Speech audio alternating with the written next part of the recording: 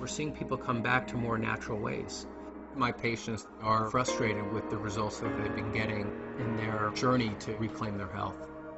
When it comes to emergency room and trauma, we're really leaders in the world.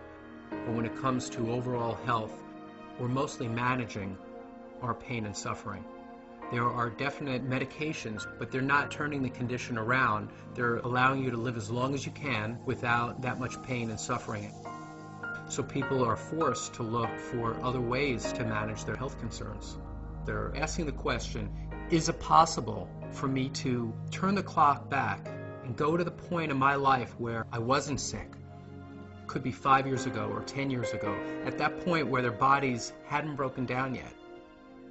Well, the science world, not the medical world, is really pointing towards looking very deep in the body at the cellular level. And when you look at that level, you start to see that if the person is ever going to change their health, they have to address helping the smallest unit of their body get healthy again.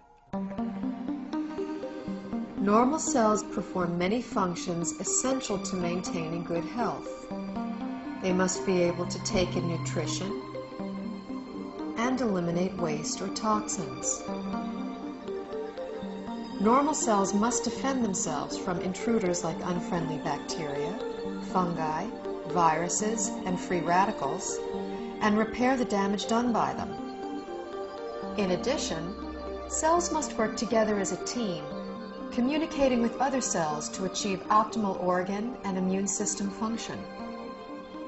Research has already proven our cells need certain essential nutrients, 26 different vitamins, 72 or more trace minerals, numerous fatty acids, and amino acids. Since our bodies don't produce these, we must get them from our diet. Recently, scientists have discovered that there are at least 8 sugars, called monosaccharides, that our cells also need for optimal function.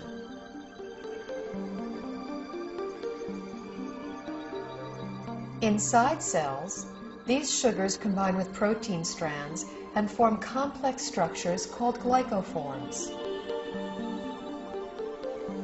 The exterior of a healthy cell is covered with a dense forest of these glycoforms. Glycoforms can exchange infinite combinations of information depending on their shape and charge. Glycoforms are present on the surface of all cells and actually prevent viruses, bacteria, and other enemy cells from entering a healthy cell by blocking the entrance to the cell's surface. Glycoforms can hold on to an enemy cell until an immune system cell can arrive to destroy it. Healthy immune system cells can also accurately identify normal cells and not interfere with their function. Cells covered with glycoforms enable clear and accurate cell-to-cell and system-to-system communication, creating an information superhighway within the body. Glycoforms play a vital role in every human physiological process: immune system response, tissue regeneration, cell replication, growth, and structural stability. They are even responsible for the attraction of sperm cells to an egg cell surface to foster fertilization. When a cell does not receive the nutrition it needs, it cannot produce energy, and it really loses its function. Healthy cells don't function optimally without glyconutrients. That's all there is to it. We now know how important these 8 sugars are to human health. The problem is, only 2, glucose and galactose, are readily available in our modern diets. A fraction of these other 6 sugars can be gotten through diet, but modern agricultural methods, food processing, widespread use of toxic pesticides and chemical fertilizers have all but eliminated them from our food supply.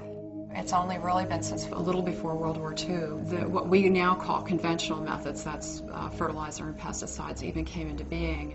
What was conventional farming for thousands of years, we're calling alternative farming and organic farming, and what we're calling conventional is actually a new experiment.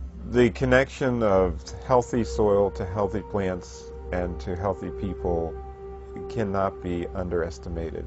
Most farmers don't use organic fertilizer because of the economics. The government farm programs reward the use of conventional fertilizers. And then also many farmers grow for big agribusiness companies. When you're dealing in mega farms, the ideal crop is to pick the entire crop one day, get the pickers out of the field, get the money out, plow it down and put another crop in. That's like the perfect scenario. Crops are selected for uniform maturity and the ability to harvest quicker than they should. And that makes a huge difference in the protein content and the nutrient content. Optimally, you want the fruits and vegetables to stay on the vine or on the tree or on the plant for as long as possible, because in those last few days before ripening is when the essential sugars are brought to the fruit or vegetable. Everything that is not picked at its peak, everything that is shipped any length of time begins to lose its nutritional value. The nutrients actually start to oxidize. And once a vegetable turns a little brown or it's rusting, then it's going to cause free radical damage in your body. In addition, if something comes from a very long distance, it can have bacteria on it that your body is unfamiliar with. Generally speaking, the organic produce is much healthier, has a higher nutrient rate than the commercially grown vegetable. This whole thing of organic versus conventional, there's so few people that eat organic. 95% of the fruits and vegetables that are grown are conventional, which means that only a few people are eating organic foods. What I have my patients do is eat as many fruits and vegetables as you can, wash them, and assume that you're getting about a third of their phytonutrient value. I compared nutritional content of food from 1982 with what statistics are for 1999. I was amazed at the nutrient decline in many fruits and vegetables. Overall, it was an average 25% decline in nutrition across the board. That is staggering. It's shocking. If we are losing 25% of our nutritional content in 20 years, what are we going to have in 20 years from now and 20 years down the road? Pretty soon we're going to be eating water and a little fiber, and that's going to be it. The body, to an extent, can make glyconutrients. That's the job of the liver. However, that is an emergency mechanism. When we're making our own glyconutrients, it's basically a state of starvation. If you don't have enough of the right type of sugars, you have faulty processing. With the faulty processing, things can go wrong. Without vital sugars and a variety of other micronutrients, cells cannot create glycoforms. The result is a breakdown in cellular communication and immune system response. Depleted cells are unable to defend themselves effectively, so cell structures can be damaged and are not effective in healing and regenerating. In this weakened state, cells cannot communicate effectively, compromising the body's ability to identify problems. They are also unable to destroy pathogens such as viruses, bacteria, and fungi, and cannot identify mutated cells so the immune system can eliminate them. For example, when a person suffers from an autoimmune disorder, their compromised immune system may respond inappropriately and treat altered normal cells as intruders and destroy them. It may allow mutated cells to proliferate, or the immune system may not respond at all, leaving the body extremely vulnerable to many types of infectious agents. Because they're not getting everything they need from their diet, people are doing one of two things. The first thing they do is nothing, and many people are ending up with chronic diseases, or they're getting sick more often. Their health is somehow degraded as a result. And other people are using supplements, including supplements of sugars. We need to eat the right foods to make the right structures to have optimal health.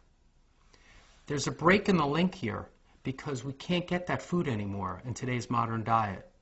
Therefore, there's a need to supplement with a type of nutrient called a glyconutrient. When I first learned about these glyconutrients, the concepts made sense to me, but I was very skeptical about using them.